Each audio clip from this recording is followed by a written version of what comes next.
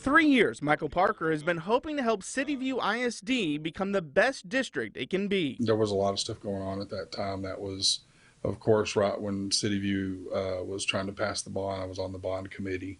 The stuff had come up about the tax issues and things of that nature, and I felt like there needed to be some fresh blood on the board. But on Monday, Parker announced his resignation. My daughter no longer goes to City View.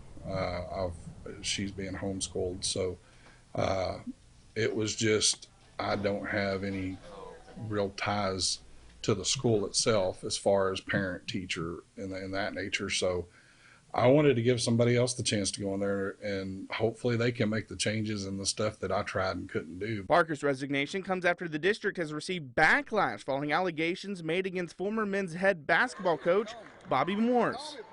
Morse was accused of multiple allegations of inappropriate conduct with students during his time as coach.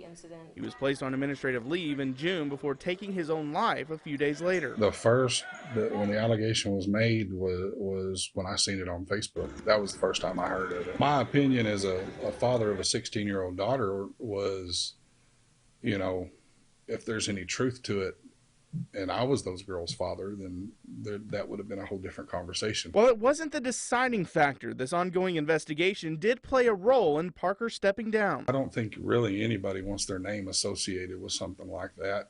The thing is I know the investigations, and as far as I know, is still ongoing. So there's not a lot that can be said about that with it being an ongoing investigation. But,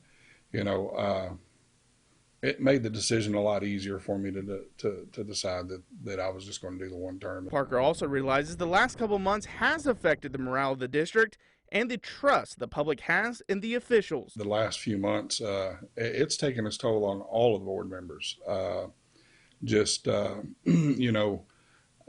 Everything that happened was prior to me ever being elected. So for me, it was all fresh. It was all, I knew nothing about any of it. Parker does not believe the current administration tried to cover anything up, but he believes there are some people that probably knew what was going on. I don't think that the current administration that is there now has swept anything under the rug. I feel like there are probably some people in different aspects and different places within City View that were there when it happened that might, I don't understand how you're there that long and don't hear just rumors of things happening. Now Parker hopes whoever takes his place does what's best for the kids and the community with the challenges that are ahead. Listen to the community. Listen to the people and what they're asking you to do.